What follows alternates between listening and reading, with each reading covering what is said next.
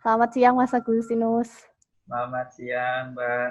Maaf ya, agak canggung soalnya ya jujur aja ngefans juga sama Mas Agustinus.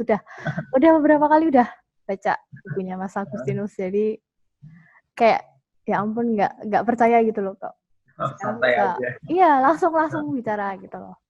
Ini Mas Agustinus ini kan sekarang lagi di rumah aja gara-gara COVID-19 ini ya Mas ya. Terus selama COVID-19 ini Mas sibuk ngapain aja sih? Sebenarnya saya sudah di rumah bahkan sebelum adanya COVID-19 karena memang saya lagi nulis buku, jadi memang aktivitasnya lagi mayoritas di rumah. Saya sendiri sebagai penulis perjalanan, memang proses dari penulis perjalanan itu kan memang ada jalan-jalan sama nulis gitu. Sekarang saya masih dalam fase menulis, jadi memang selama setahun terakhir belakangan hampir tidak pernah keluar dari meninggalkan Jakarta karena memang lagi sibuk nulis buku. Oh gitu. Jadi pas itu kan ternyata itu Mas dalam fase nulis ya. Kalau biasanya itu kira-kira fase nulisnya itu dibutuhkan berapa bulan atau berapa apa tergantung perjalanannya itu? Tergantung dari proyek buku yang dikerjakan. Sebenarnya saya sudah 3 tahun dalam mengerjakan proyek buku yang sekarang. Tahun ini masih fokus di satu buku yang belum kelar-kelar, tapi semoga tahun ini kelar. Dan memang dengan adanya COVID ini memang jadi lebih fokus juga di rumah, jadi nggak bisa nongkrong-nongkrong keluar juga, jadi memang lebih fokus ngerjain buku dan progresnya jauh lebih cepat. Tetapi selama 3 tahun ini juga saya melakukan perjalanan gitu, diselingi. Misalnya tahun kemarin masih ke London, ke Inggris untuk mengikuti London Book Fair, juga sempat ke Uzbekistan dan India. Jadi selama proyek menulis ini saya masih tetap melakukan perjalanan. Cuman karena memang ada COVID, memang rencana perjalanan yang ada di 2020, rencana menghadiri festival atau pameran buku, semuanya terpaksa dibatalkan memang karena memang acara-acara itu juga semuanya dibatalkan. Kalau bocoran sendiri buku yang lagi ditulis itu boleh dikasih tahu nggak? Bocoran dikit aja. Oke, buku yang saya kerjakan adalah buku esai tentang identitas, judulnya Kita dan Mereka. Jadi kita melihat sekarang kan banyak orang berkonflik karena perbedaan budaya, perbedaan agama, perbedaan pandangan politik dan sebagainya. Nah, saya berusaha menyusuri akar dari perbedaan-perbedaan kita itu yang membuat kita bisa berkonflik. Jadi buku itu akan membahas dari mana sih asal mulanya negara, kenapa negara itu bisa dikotak-kotakan dalam garis batas yang berbeda. Kemudian bagaimana terjadinya bangsa, bagaimana sejarah agama, sampai mengapa agama bisa menjadi alat politik. Jadi ya dari buku itu saya mencoba menjawab kenapa sih kita harus berkonflik demi perbedaan dan apa sebenarnya hakikat dari konflik-konflik kita itu. Dan harapannya sih buku ini akan membawa perenungan baru buat para pembaca untuk memahami identitas mereka sekaligus memahami diri mereka. Untuk kan selama ini kan ini masih mau berbagi cerita ya buat dari Mas Agustinus sendiri. Kan Mas Agustinus itu kan suka nulis, juga suka perjalanan. Kalau di saat COVID-19 ini bagi Mas Agustinus sendiri berdampak nggak buat mungkin ya berdampak nggak? Tentu Besar apa dampaknya enggak? Besar sekali. Iya. Dampaknya besar sekali karena yang pertama kita tidak bisa melakukan perjalanan. Kita keluar rumah aja sekarang sulit gitu. Banyak sekali pembatasan, banyak sekali aturan-aturan jaga jarak. Gitu. Dan bahkan sesudah COVID pun dalam waktu singkat kita tidak mungkin ya untuk pulih dengan cepat ke dalam kondisi misalnya seperti di bulan Januari yang kita masih bebas kemana-mana, bahkan Februari pun kita bebas, tiba-tiba Maret kehidupannya berubah total dan itu perubahan yang sangat mendadak. Untuk kembali normal pun itu butuh waktu yang cukup panjang, misalnya untuk perjalanan internasional, pesawat terbang akan sulit untuk bisa langsung kita terbang sebebas dulu ya kan. Sekarang banyak aturan tentang jaga jarak. Kemudian negara-negara yang menjadi tujuan perjalanan internasional juga tidak akan serta-merta membuka pintunya untuk pengunjung dari negara lain, karena mereka juga khawatir akan naiknya kasus-kasus impor, sehingga akan muncul aturan-aturan karantina untuk untuk orang-orang yang bepergian antar negara. Gitu. Jadi ini akan sangat menghambat perjalanan internasional, menghambat pariwisata internasional, dan ini akan menciptakan sebuah tatanan dunia yang baru. Itu efeknya pasti besar sekali. Yeah. Sekarang yang kita lihat adalah tentang negara-negara yang menciptakan sistem yang disebut dengan travel bubble, yaitu negara-negara yang hubungannya dekat, interaksi antara manusianya juga banyak. Nah, ini mereka mungkin bisa membebaskan aturan karantina bagi pengunjung, misalnya Inggris dengan Prancis, gitu kan. Australia dengan Selandia Baru, mereka bisa berinteraksi langsung, penduduknya bisa saling bepergian tanpa menjalani proses karantina.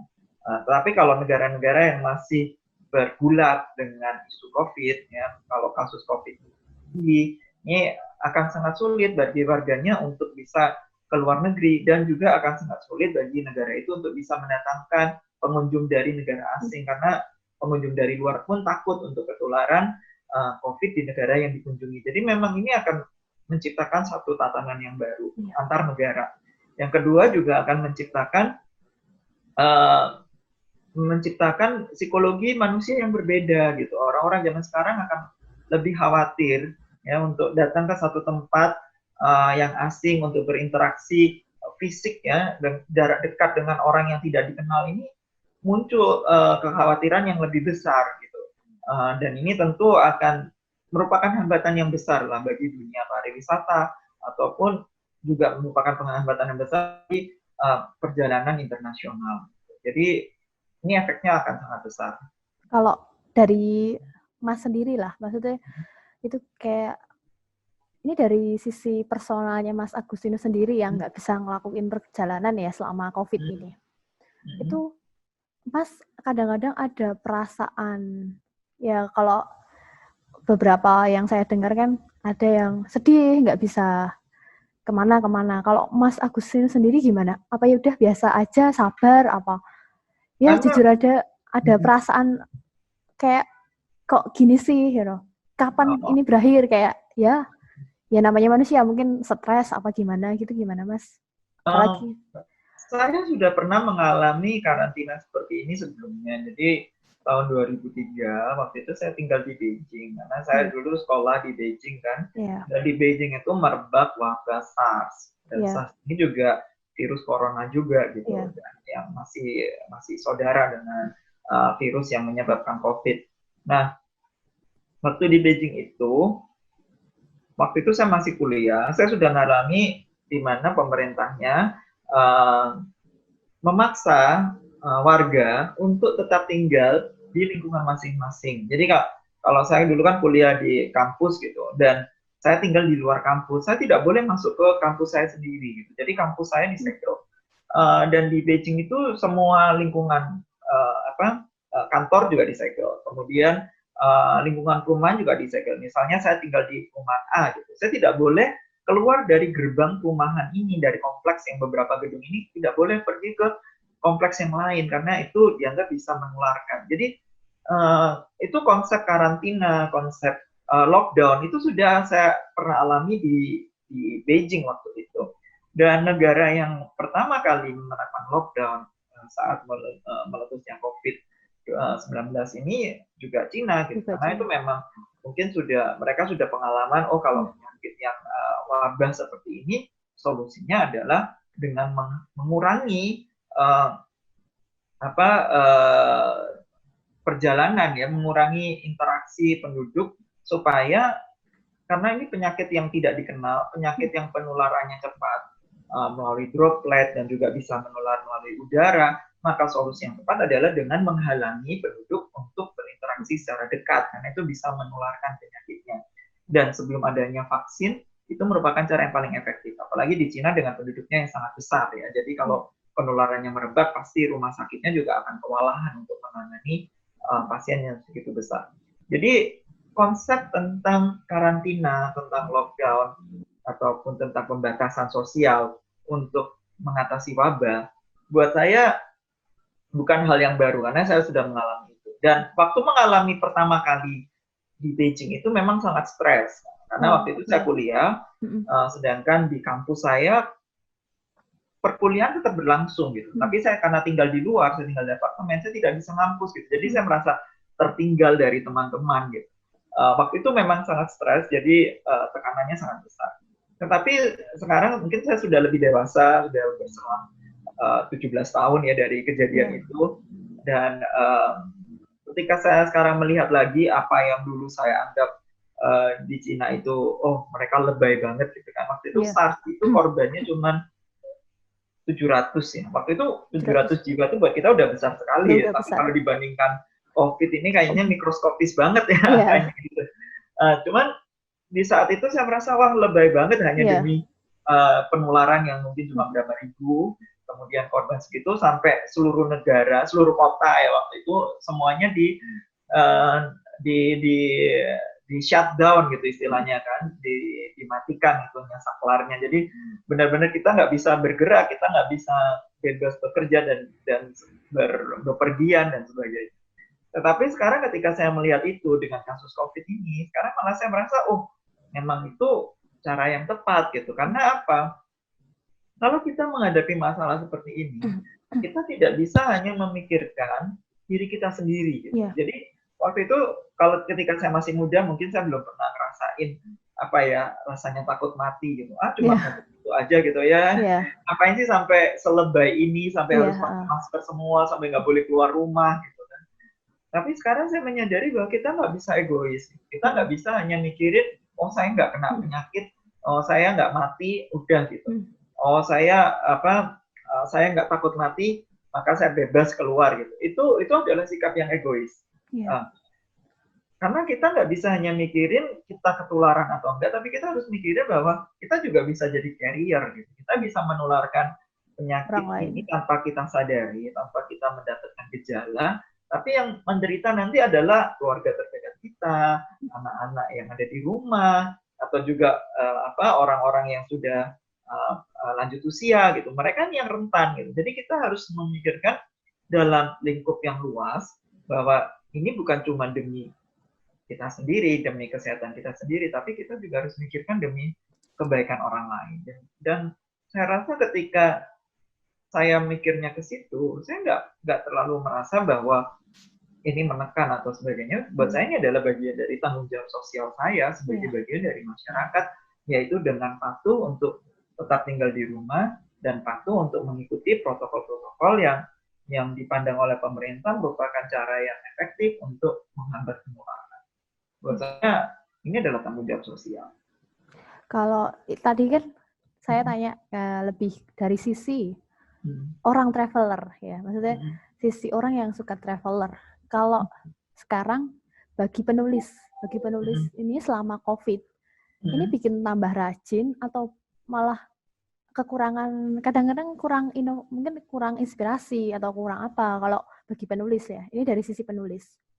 Buat saya sih kalau dari kepenulisan, kerjaan penulis kan memang sebenarnya kerjaan yang sunyi gitu. Kita memang harus menulis dalam kondisi tenang, menulis dalam kondisi yang tanpa distraksi. Sebenarnya justru COVID ini saya jadi lebih banyak baca buku, lebih banyak nulis gitu. Emang distraksinya jauh berkurang gitu. Sekarang kan nggak bisa ketemu ke teman-teman gitu. Jadi waktu-waktu untuk ketemu teman nongkrong-nongkrong di luar kan jadi terpotong sekali gitu. Jadi memang bisa digunakan untuk kegiatan yang memang ingin saya lakukan. Tetapi dari sisi penulis kan, pekerjaan penulis kan bukan cuma nulis gitu. Penulis kan juga harus tampil di publik. Penulis juga mesti bicara di festival-festival, bicara juga di berbagai lokakarya, misalnya workshop. Nah ini kegiatan-kegiatan jumpa dengan pembaca ini semuanya harus dibatalkan gitu. Saya sendiri banyak sekali acara yang di bulan Maret, bulan April semuanya batal. Nah, banyak penulis juga yang salah satu sumber income yang terbesar adalah kegiatan seperti ini gitu. Dan ini sangat berat buat sebagian penulis karena mereka tidak bisa mendapatkan income karena kegiatannya semuanya dibatalkan kan.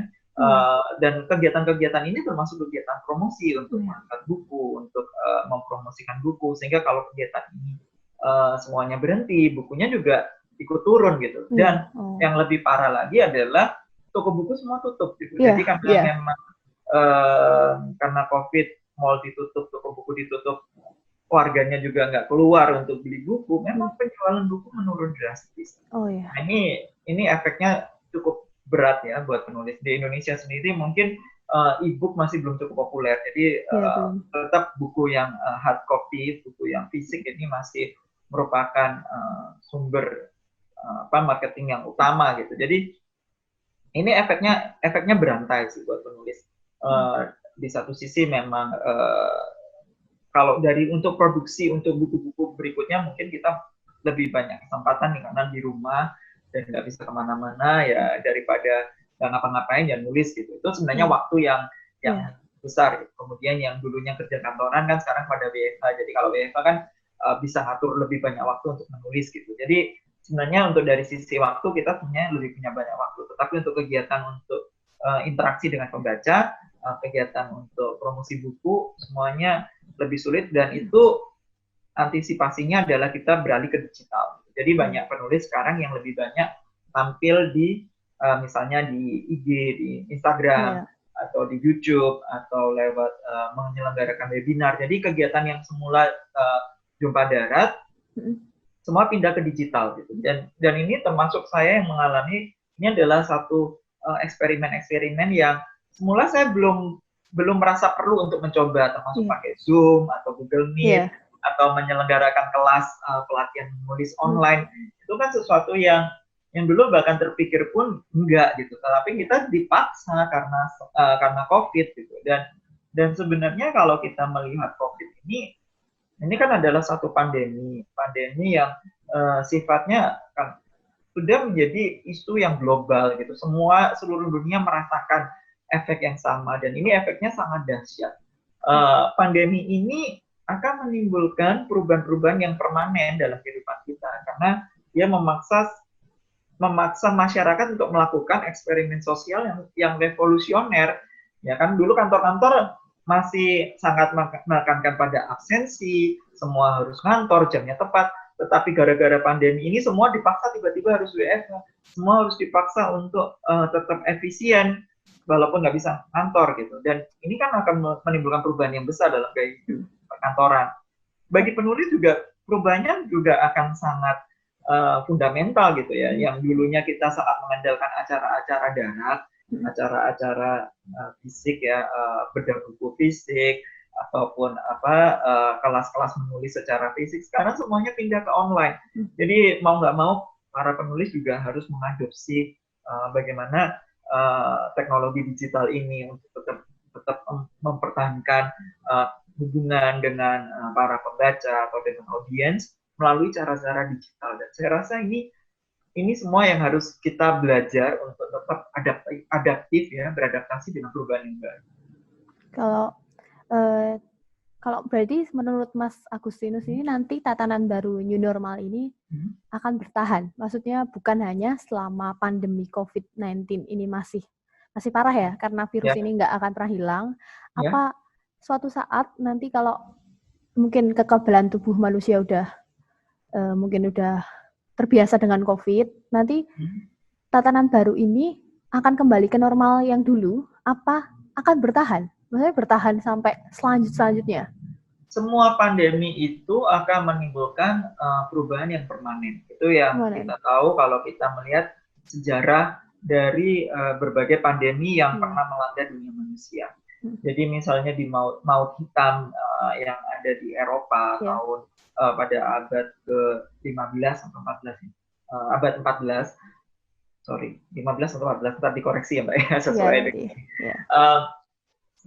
Jadi maut hitam yang melanda Eropa di abad pertengahan itu menimbulkan kematian lebih dari 50% di Eropa, di banyak negara gitu.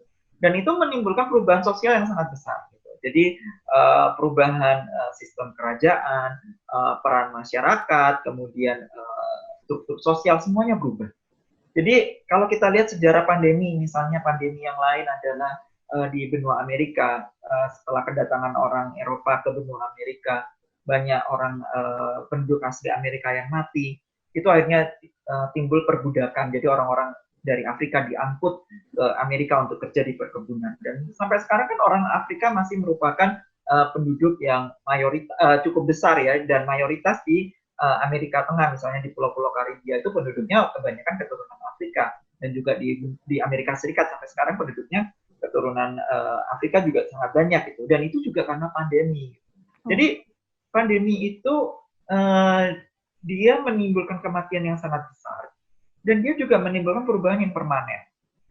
Kalau kita lihat COVID ini, dia sudah menimbulkan perubahan yang kita menyadari ini kita nggak akan balik lagi ke masa yang dulu. Seperti yang saya contohkan tadi tentang WFH. Kantor-kantor karena sudah dipaksa untuk bekerja secara efisien dengan WFH, akan ada perubahan dalam sistem kerja. Misalnya sekarang mekanisasi, robotisasi akan meningkat. Ya, di Cina sekarang sudah mulai banyak ini restoran-restoran yang mempekerjakan robot untuk mengurangi interaksi dengan manusia secara langsung. Ya ini mungkin setelah COVID, karena COVID ya, untuk mengurangi kemungkinan penularan. Tetapi sesudah COVID dia merasa, oh ternyata kalau pakai robot lebih murah ya. Oh ternyata kalau pakai robot kita lebih efisien ya. Itu kata tertinggal.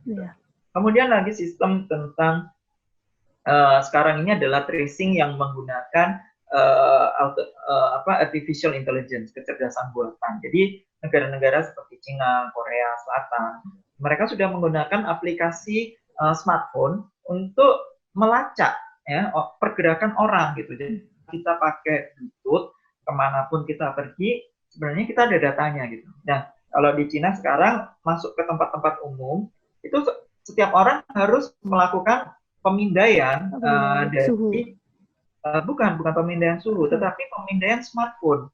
Jadi smartphone-nya itu dipindai di situ, dan ketika dipindai kan pemerintah dapat datanya. Ini orang ini bepergian kemana aja, pemerintah dapat data. Nah kalau ada seseorang yang dideteksi menderita positif nih, maka orang-orang yang dalam waktu 14 hari terakhir yang pernah berdekatan dengan orang ini dalam jarak kurang 2 meter, itu secara otomatis bisa langsung dilacak semuanya. Dan orang-orang ini mungkin tidak kenal dengan orang yang positif ini, tapi karena smartphone-nya menunjukkan dia sudah pernah berada berdekatan lebih dari 15 menit, misalnya pernah makan di restoran yang sama dengan orang yang dideteksi positif, mereka dapat pemberitahuan dari pemerintah, kamu harus karantina. Nah, ini kan sistem yang sebenarnya sangat efektif ya di Cina, di Korea Selatan, kemudian di Singapura, juga dipakai di beberapa negara lain. Ini sangat efektif untuk melakukan pelacakan karena di banyak negara masih melakukan sistem manual. Nah, tapi pelacakan seperti ini bukan cuma bisa dipakai untuk melacak penyakitnya. Pemerintah sebenarnya, negara-negara itu pemerintah punya alat sebenarnya untuk melacak pergerakan penduduknya. Jadi pasca COVID, pemerintah negara itu jika mereka ingin memakai teknologi ini untuk melacak pergerakan penduduknya, untuk memata-matai pergerakan penduduknya, apalagi penduduk yang dianggap bisa membahayakan pemerintah atau kaum oposan, pemerintah sudah punya alatnya, yaitu ada di smartphone. Dan ini bisa saja dan kemungkinan besar ini tetap akan bertahan. Ini akan menjadi satu perubahan yang baru. Mungkin di Indonesia belum pakai, tapi suatu saat nanti kita juga mungkin akan mengadopsi ini. Nah, perubahan-perubahan seperti inilah yang saya rasa akan menjadi perubahan yang cukup permanen pasca COVID. Bahkan sesudah ada vaksin pun pasti ada perubahan-perubahan yang permanen. Termasuk juga misalnya kelas-kelas online, interaksi yang lebih banyak kita lakukan lewat online seperti ini, wawancara online yang dulu kita mungkin nggak terlalu terpikir, atau kita juga mungkin merasa sesuatu yang kita nggak terlalu ingin mencoba, tetapi sekarang kan kita jadi terpaksa untuk mencoba ini. Ini juga perubahan yang saya rasa akan permanen. Kalau Mas Agustinus sebagai penulis, ada nggak selama COVID-19 ini nanti jadi inspirasi Mas buat nulis buku selanjutnya? Jadi kayak misal buku baru tentang COVID ini, ada pikiran seperti itu nggak? Saya sendiri belum ada rencana khusus untuk menulis tentang COVID ya. Saya rasa juga pembaca juga karena COVID juga udah capek ya. Nah, COVID tiap hari baca beritanya juga COVID melulu. Mungkin jam 4 sore sudah pada mantengin berita untuk melihat data per kasus terbaru gitu kan. Ya untuk dalam waktu dekat saya rasa pembaca juga capek ya dengan isu COVID. Kalau kita menyuguhi bacaan tentang COVID, mereka juga tampaknya pembaca lebih pengen sesuatu yang lebih santai. Tapi di satu sisi saya mungkin nggak ada rencana untuk nulis khusus tentang COVID, tetapi dalam buku saya yang baru ini ada satu subbab yang juga membahas tentang pandemi ini. Karena pandemi ini kan sesuatu buku saya yang saya bicarakan tadi tentang identitas itu bicara tentang identitas kita sebagai manusia, dan salah satu fenomena yang mengubah identitas kita adalah globalisasi. Termasuk pandemi itu. Iya, pandemi ini adalah produk dari globalisasi. Ya kan, kalau tahun 2003 saat terjadinya SARS ini penyakit yang juga menular dan lebih mematikan daripada COVID. Dan menularnya juga airborne gitu, lewat udara. Droplet juga airborne juga. Gitu. Jadi tetapi SARS tidak menjadi pandemi, ya kan? SARS itu utamanya adalah di dalam negeri Cina. Kemudian juga negara-negara yang banyak dikunjungi orang Cina waktu itu adalah Hong Kong. Kemudian negara yang daerah-daerah sekitarnya ya, Hong Kong, Korea, Jepang, Singapura, kemudian Taiwan dan Kanada, ya, daerah-daerah dan teritorial yang banyak dikunjungi orang Cina. Nah, tetapi di abad di tahun 2020 ini kondisi sudah berubah. Gitu. Tahun 2003 itu Cina masih miskin, penduduknya masih nggak bisa keluar negeri ya, keluar negeri susah banget, visanya dibatasin gitu. Mau ke Indonesia juga visanya susah. Tetapi tahun 2020 Cina sudah menjadi negara dengan GDP kedua terbesar di dunia. Termasuk adidaya juga. Iya, termasuk adidaya juga. Dalam setahun, ratusan juta orang Cina bepergian ke luar negeri. Ya, Cina ini sudah jadi negara sumber wisman asing nomor 1 di dunia, ya kan? Dan ini di seluruh dunia juga orang bepergian dengan jauh lebih mudah. Ya, di Indonesia juga kita bandingkan tahun 2020 dengan tahun 2003. 2020 ini kan tiket pesawat murah ke luar negeri itu kan kalau ke Singapura, ke Malaysia itu udah kayak penerbangan domestik gitu ya. Dan harga penerbangan ke Singapura ini udah kayak harga tiket bus mahalnya itu udah kayak harga tiket bus Surabaya Jakarta tahun 2003 gitu, dengan level pendapatan kita pada waktu itu. Jadi kemudian kita bepergian ke luar negeri ini punya efek yang sangat besar untuk mengubah COVID menjadi pandemi. Jadi ketika penyakit ada dari Wuhan, dengan cepat dia bisa menyebar ke negara-negara lain, dari Wuhan masuk ke Iran misalnya, kemudian dari Iran masuk ke Amerika, dan di Amerika sendiri, di dalam Eropa sendiri kan penerbangannya gila-gilaan itu, karena memang perbatasan di Eropa kan sudah dilebur semua. Jadi interaksi perjalanan penduduk di dalam Eropa itu kan intensitasnya tinggi sekali, dan itu yang menyebabkan penyakit itu menyebar dengan kecepatan yang kita tidak bisa bayangkan ya di masa sebelumnya. Ini memang produk globalisasi. Dan karena dia produk dari globalisasi, COVID ini juga akan menimbulkan efek yang global, dan cara kita untuk menanganinya juga dengan global gitu. Sekarang kan misalnya cara yang dipakai Cina untuk mengkarantina, lockdown, itu kan akhirnya juga ditiru oleh negara-negara lain kan, di Eropa juga pakai lockdown yang meniru dengan sistem Wuhan, walaupun tidak seketat di Wuhan. Kemudian juga misalnya ahli-ahli dari berbagai negara kerjasama bareng-bareng untuk menemukan vaksin. Ini akan merekatkan ya, di satu sisi kita seperti terisolasi, kita nggak bisa bepergian kemana-mana, tetapi secara kerjasama, solidaritas, secara digital, ini manusia sebenarnya lebih terikat satu sama lain gitu. Jadi interaksi kita antar negara, antar bangsa sebenarnya juga melebur karena kita menghadapi satu masalah global bersama. Jadi misal COVID-19 ini terjadi pada 2010 apa mungkin dari tahun 2000 gitu ya. Mungkin bisa saja nggak sebesar saat ini ya. Itu tentu efeknya beda sekali, efeknya pasti beda sekali. Ya mungkin levelnya seperti SARS, tetapi juga itu tergantung dari negara mana yang menangani gitu. Oh ya. Jujur waktu pertama kali COVID merebak di Cina, saya sebenarnya sudah mendengar tentang COVID ini tahun 2019 akhir. Jadi di Cina itu sudah ada desas-desus bahwa akan muncul penyakit seperti SARS, ya. Jadi itu di Desember 2019 itu sudah ada omongan-omongan seperti itu. Tetapi waktu itu saya tidak terlalu berpikir bahwa ini akan jadi suatu masalah besar.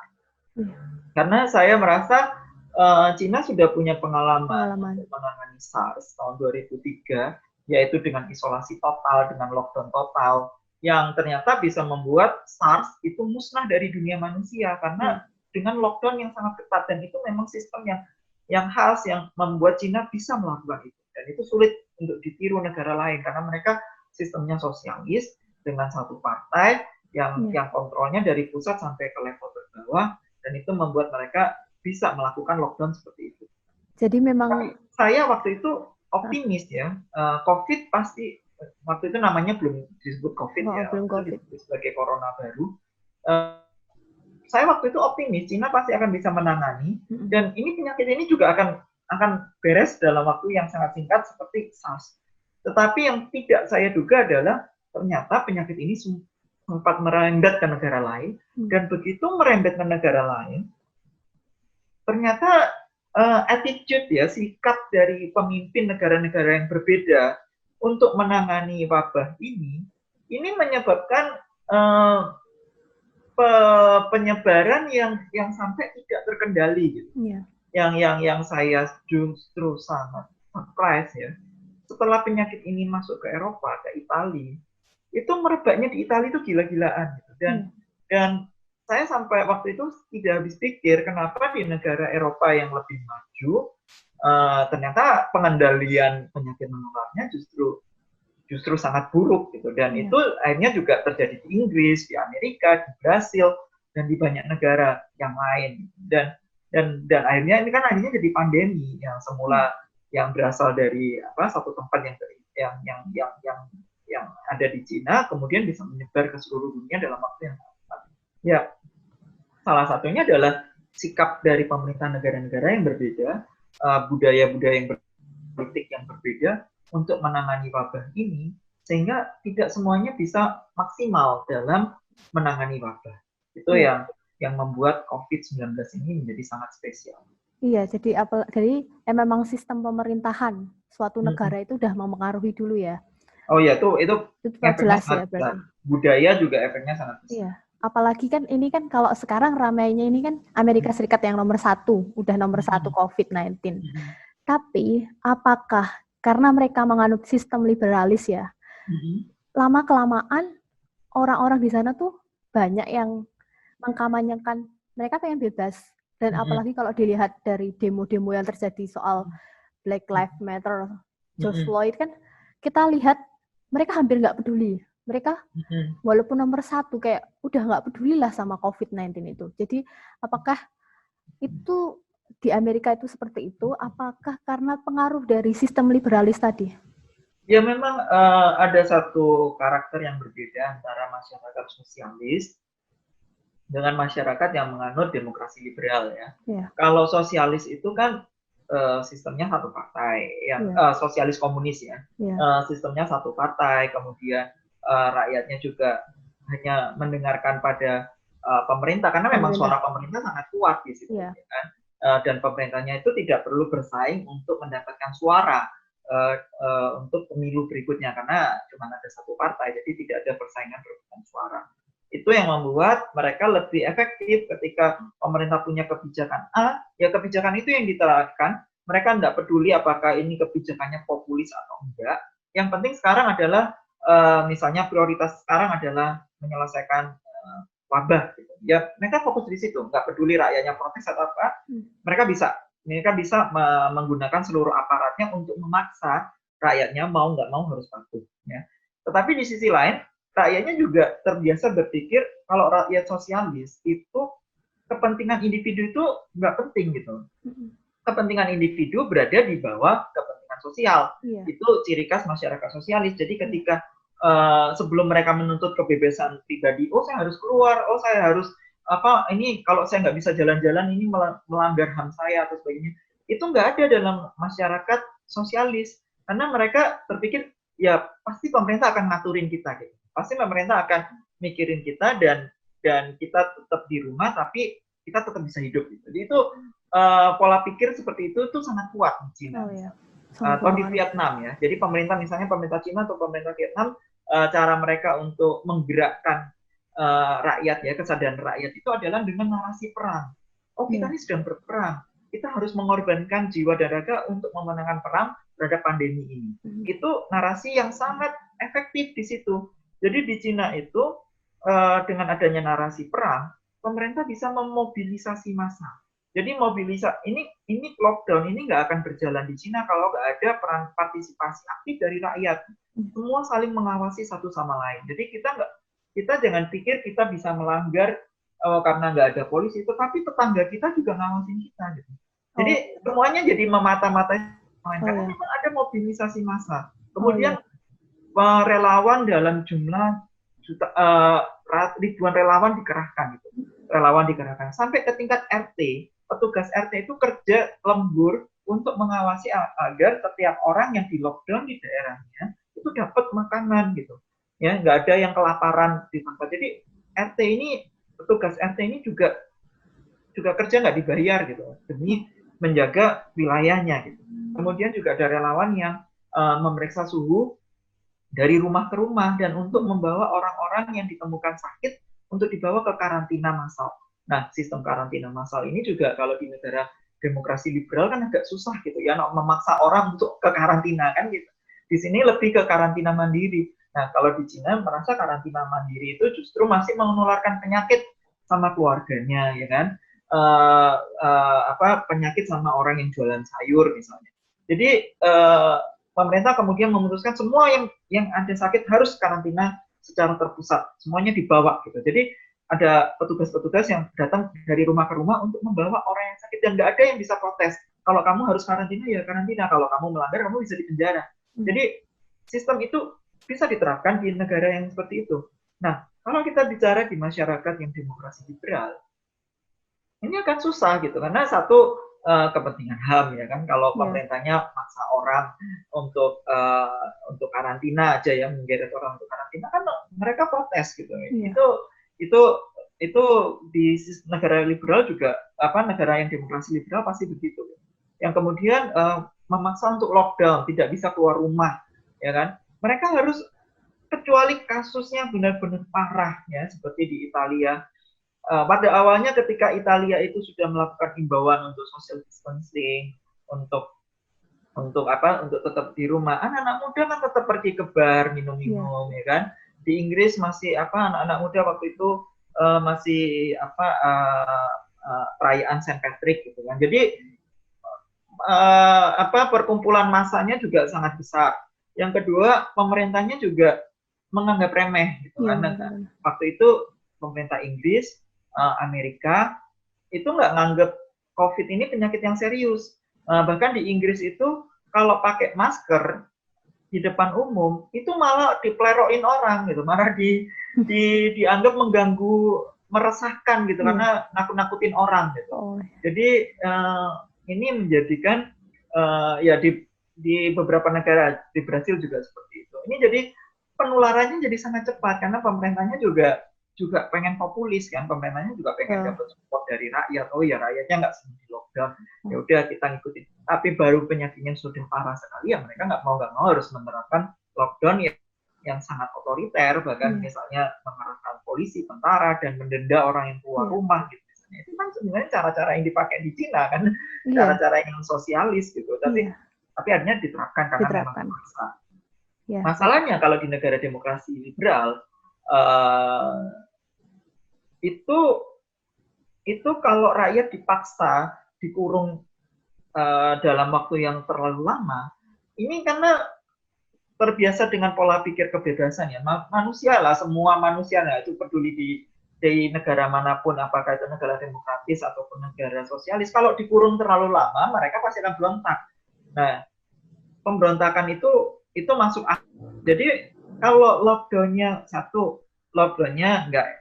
nggak efektif misalnya, kamu udah membatasi orang bergerak, tapi penyakitnya nggak turun-turun, ya lama-lama orang-orang juga nggak percaya kan dengan sistem ini loh, ngapain kita di rumah kalau penyakitnya juga nggak terkontrol. Jadi hanya ada pemberontakan seperti itu.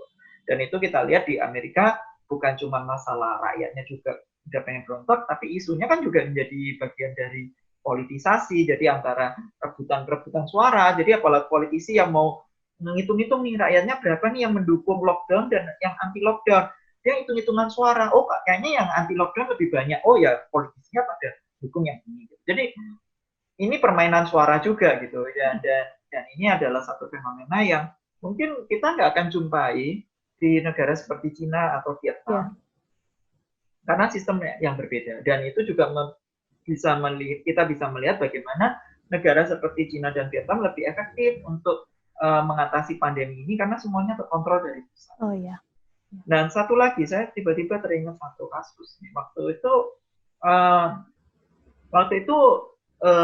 Waktu SARS ya, SARS itu tahun 2003. Negara-negara di sekitar Cina kan pada menutup pintu ya, menutup pintunya. Tapi setelah SARS mereda, itu Pakistan termasuk yang membuka pintu yang pertama terhadap orang dari Cina. Waktu itu saya langsung naik kereta dari Beijing berangkat ke perbatasan Pakistan, dan saya menyeberang dengan bus yang pertama dari Cina ke Pakistan. Nah, perbatasan di Pakistan itu terletak di atas gunung sekitar 3.000 atau 4.000 meter di atas permukaan laut. Jadi orang-orang dari dataran rendah seperti saya ini pasti kaget tubuhnya ketika masuk ke tempat pegunungan yang seperti itu. Dan suhu tubuh saya waktu itu sampai 38 ya kalau nggak salah. Nah, ketika saya masuk ke Pakistan, begitu suhu saya 38, menurut aturannya, kalau orang suhunya 38 itu kan harusnya dikarantina dulu baru boleh masuk ya. Tapi begitu saya di Pakistan, petugasnya yang di Pakistan pun nanya pada saya, kamu dari mana? Saya bilang saya dari Indonesia. Oh, saya langsung dipeluk-peluk, dicium-cium. Wah, kamu saudara Muslim saya. Muslim itu nggak akan menularkan penyakit gitu. Jadi saya dipeluk-peluk ya. Ini untung saya nggak bawa SARS ya. Misalnya saya ada SARS ya, ini dokternya kena duluan ini pasti. Jadi padahal saya datang dari daerah yang zona merah, saya datang dari Beijing yang sebenarnya saya ini orang yang rawan, tetapi hanya karena melihat oh kamu sama agamanya, jadi saya dipercaya saya nggak bakal bawa penyakit itu. Sedangkan orang-orang Cina yang datang dari provinsi Xinjiang yang berbatasan dengan Pakistan, di provinsi Xinjiang itu 0 kasus, tidak ada kasus SARS sama sekali di Xinjiang. Tapi karena mereka datang dari Xinjiang, suhu mereka yang 37,5 itu langsung dikarantina. Gitu. Dan saya yang suhunya lebih tinggi nggak dikarantina. Nah, apa yang kita pelajari di sini? Itu yang tadi kita ngomongin soal demokrasi liberal. Di satu sisi adalah negara-negara yang menekankan pada religius gitu ya, negara-negara agama atau negara-negara yang masyarakatnya religius itu ada rasa juga untuk meremehkan penyakit ini. Saya punya iman, Tuhan pasti akan melindungi saya gitu. Dan kita lihat ternyata penyebaran COVID ini juga banyak yang ada di perkumpulan agama. Ya, kalau di Malaysia itu dari kumpulan jemaat tabligh, ya, di Indonesia juga ada yang di klaster Goa. Kemudian di India juga klasternya dari jemaat tabligh. Di Korea Selatan itu di gereja. Jadi ada orang yang dari Wuhan masuk ke gereja, kemudian di gerejanya mereka ada pemberkatan dan mereka percaya bahwa dengan doa mereka bisa bebas dari COVID, dan ternyata doanya itu ada interaksi dengan mulut gitu. Jadi satu gereja semuanya jadi klaster gitu. Jadi kita lihat itu nggak peduli di agama apapun, ya.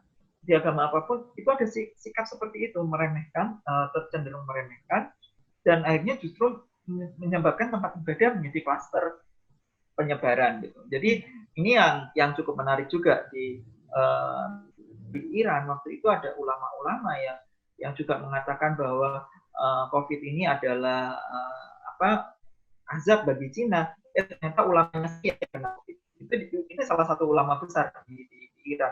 Jadi kita lihat dan Iran waktu itu langsung mengambil keputusan. Iran termasuk negara yang pertama yang kemudian mengambil keputusan untuk melarang sholat Jumat misalnya. Kemudian Saudi Arabia mengambil keputusan serupa. Jadi ini fenomena yang menarik di antara negara-negara dengan sistem masyarakat sosial budaya yang berbeda.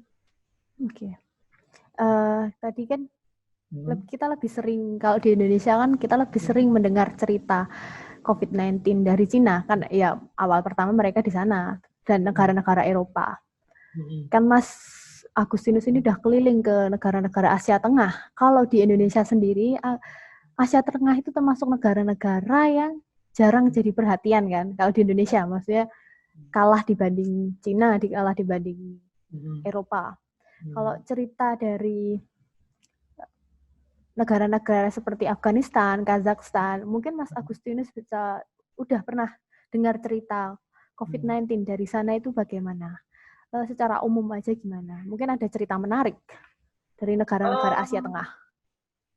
Negara Asia Tengah sebenarnya juga mengalami wabah COVID, tetapi mereka tidak terlalu parah sebenarnya. Jadi negara-negara Asia Tengah itu kan walaupun sekarang sudah pasca Soviet ya, tetapi sistem Soviet itu masih kuat di situ. Masih kuat. Jadi negara yang paling miskin pun seperti Tajikistan, kemudian Kirgistan misalnya, itu fasilitas kesehatannya itu udah merambah sampai ke level yang terbawah. Itu yang sesuatu yang cukup takjub sebenarnya, karena sistem komunis dari Uni Soviet yang menekankan pada layanan sosial seperti pendidikan dan kesehatan. Level pendidikannya itu sudah sampai ke desa-desa itu semua penduduknya bisa baca tulis misalnya.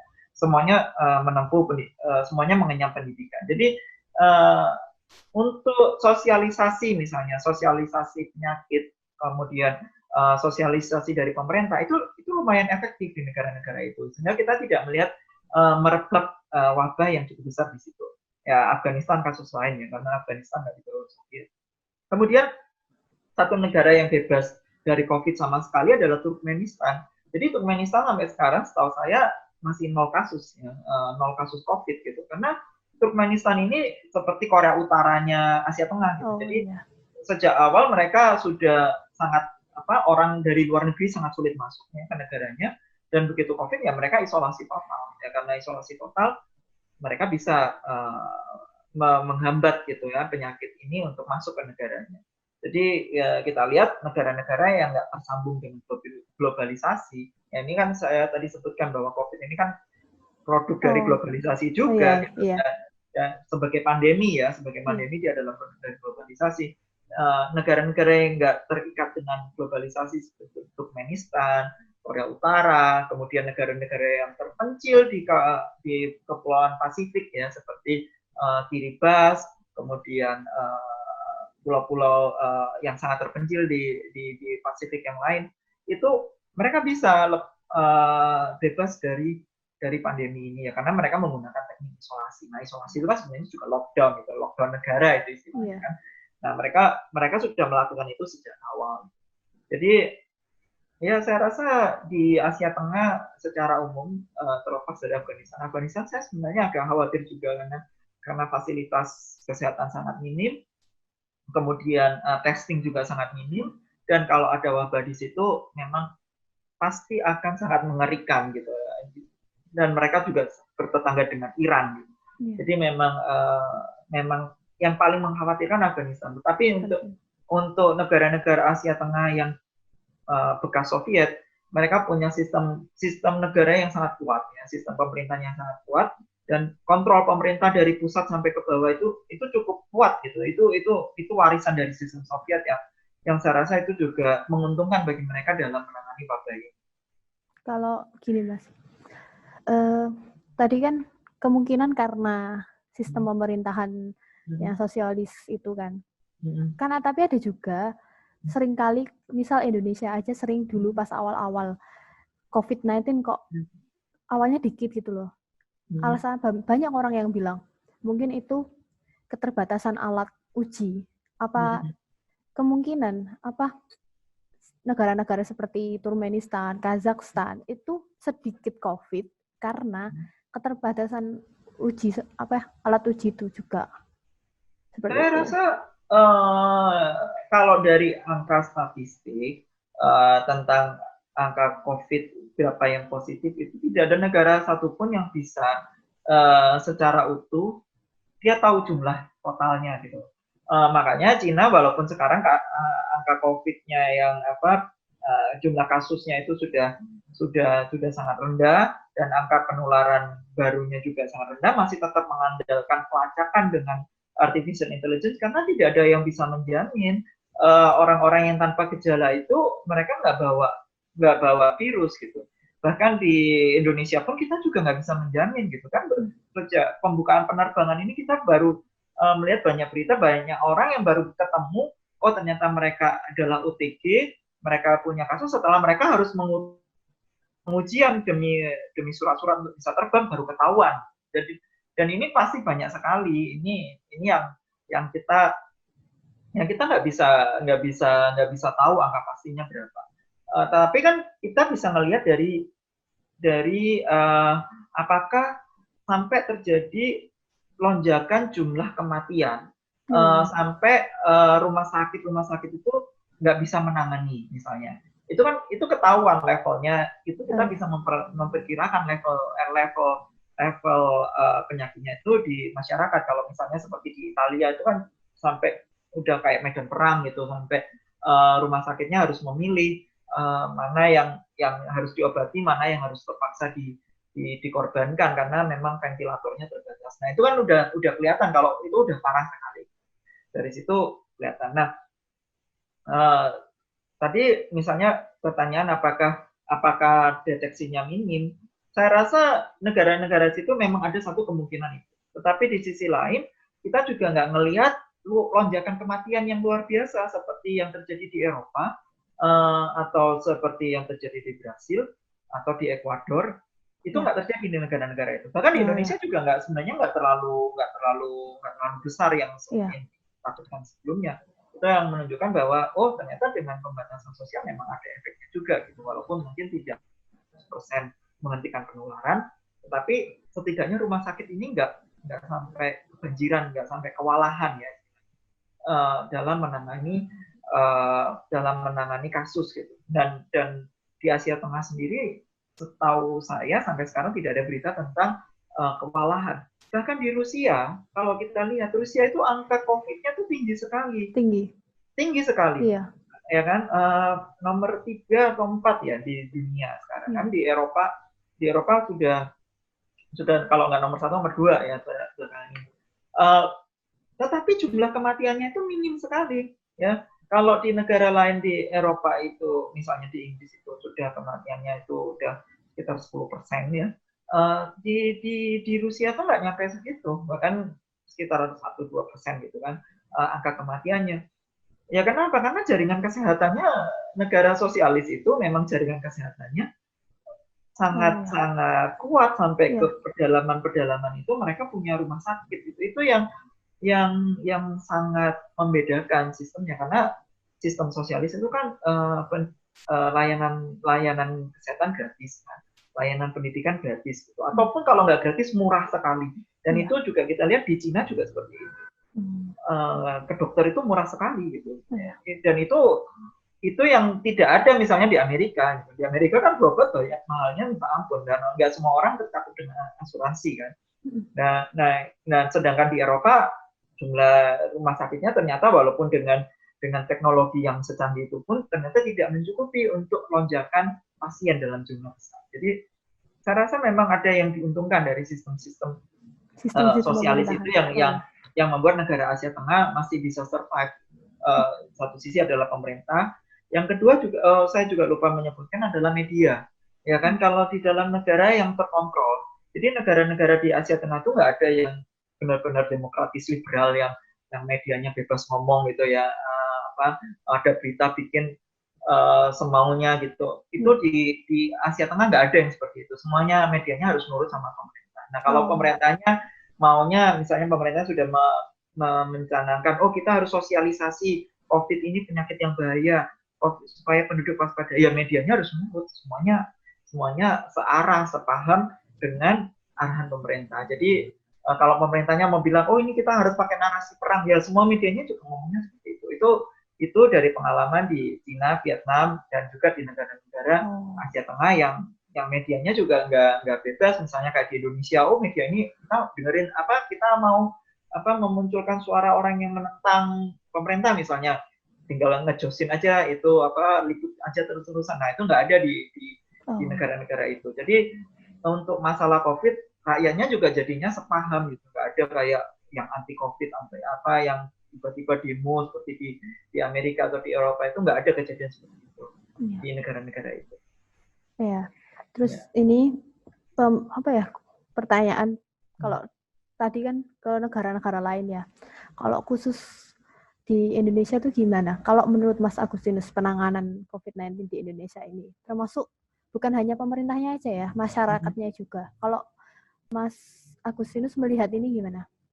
Saya rasa ini di Indonesia ini antara tengah-tengah ya, antara yang patuh dengan nggak patuh gitu kan. Ketika pemerintah melaksanakan PSBB kan ada juga kasus-kasus di mana ada orang yang melanggar dengan alasan agama.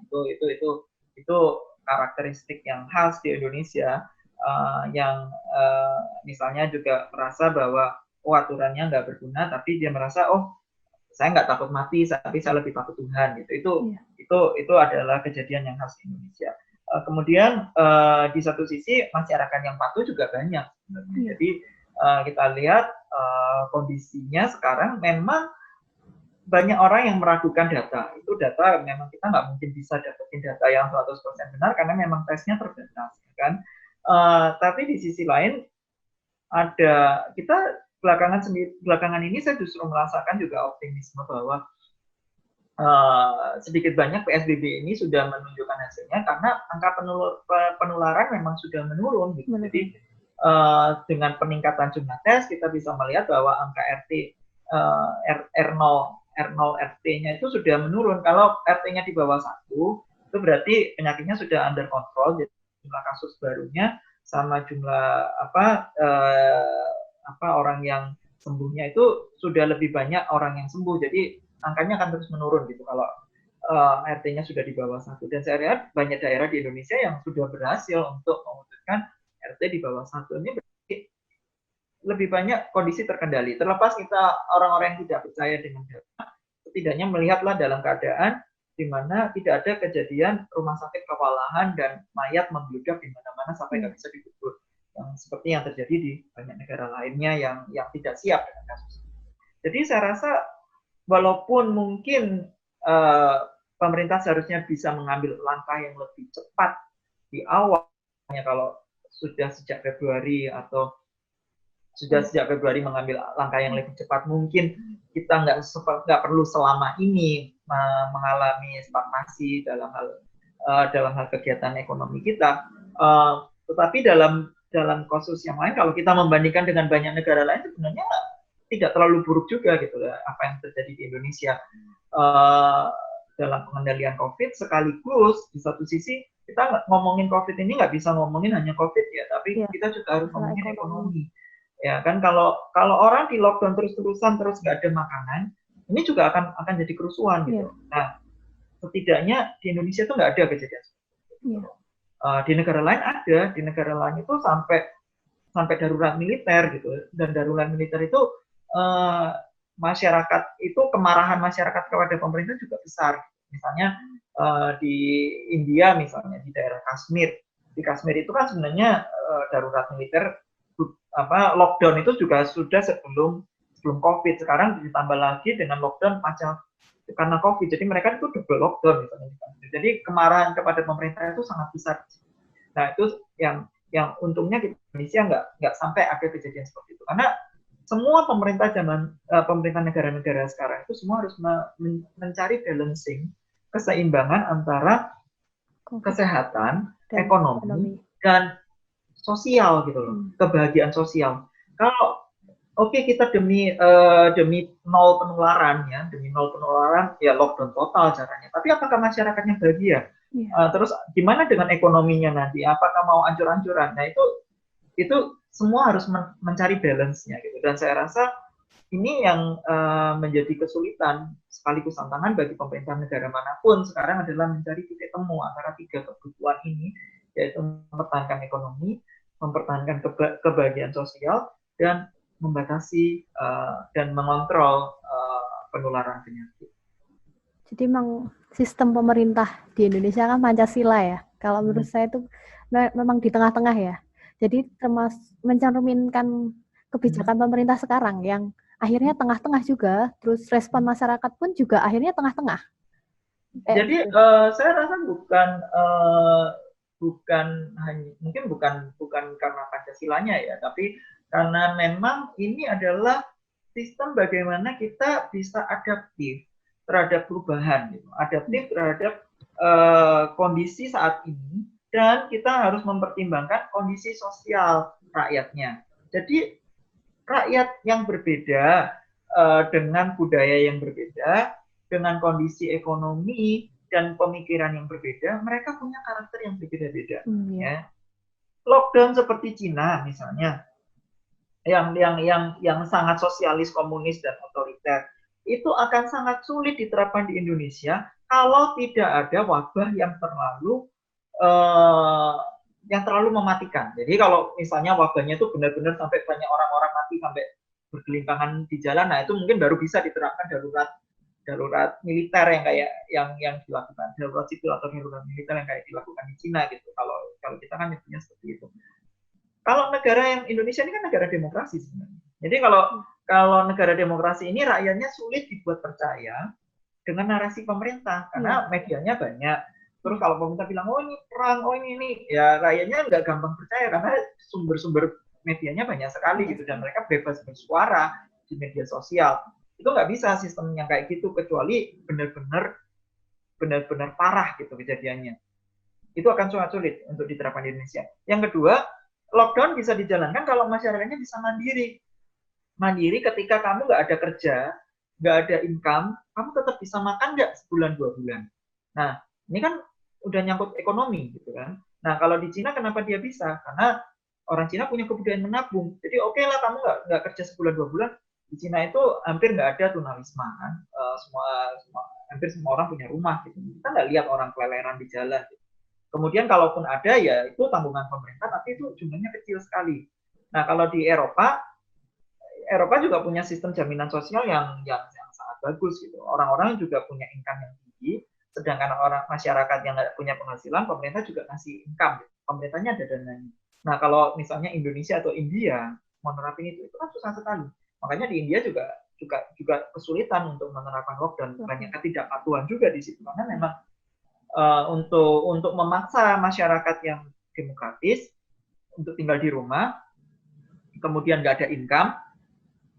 Solusi yang lain adalah mengerahkan tentara, ya kan? Mengerahkan tentara besar-besaran. Nah, masalahnya punya nggak tentara sebanyak itu, polisi atau tentara untuk mengerahkan penerapan itu? Kalau nggak punya ya akan sangat berbahaya karena bisa akan jadi gerakan massa seperti di Amerika sekarang. Amerika justru sebenarnya kondisi yang seperti ini di mana rakyatnya berontak dan tentaranya sudah nggak bisa untuk mengendalikan lagi demo-demo itu. Gitu. Jadi memang banyak sekali pertimbangan yang harus diambil, dan ini juga kita nggak bisa cuma ngelihat dari satu sisi ya, dari sisi kesehatan aja, tetapi kita harus mempertimbangkan balancingnya antara ekonomi, sosial ya, ketertiban sosial, ekonomi sama kesehatan. Jadi ini memang kondisi yang pasti sulit dihadapi pemerintah negara manapun.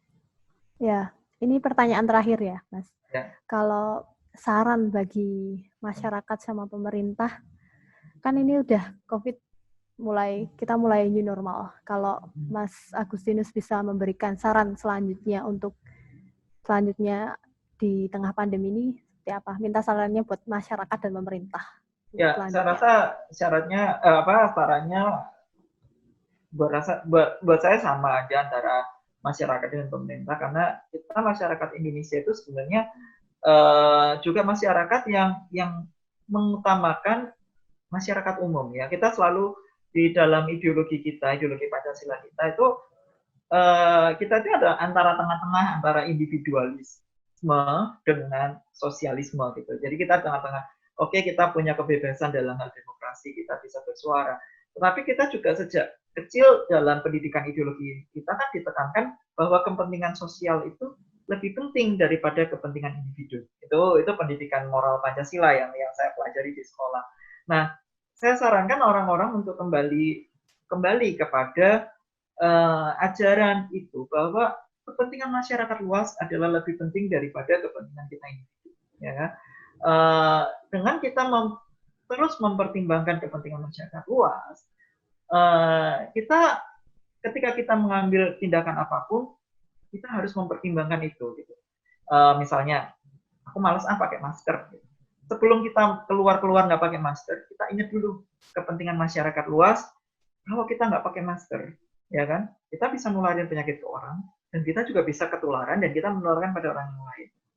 Dengan setiap orang, setiap individu, masyarakat maupun pemerintah mengutamakan kepentingan masyarakat luas dan bukan kepentingannya dirinya sendiri, bukan kepentingan partainya, bukan kepentingan politiknya, saya rasa kita sama-sama bisa bergandeng tangan untuk mengatasi pandemi ini. Dan kita bisa menjadi negara yang bisa mengatasi pandemi ini dengan berhasil.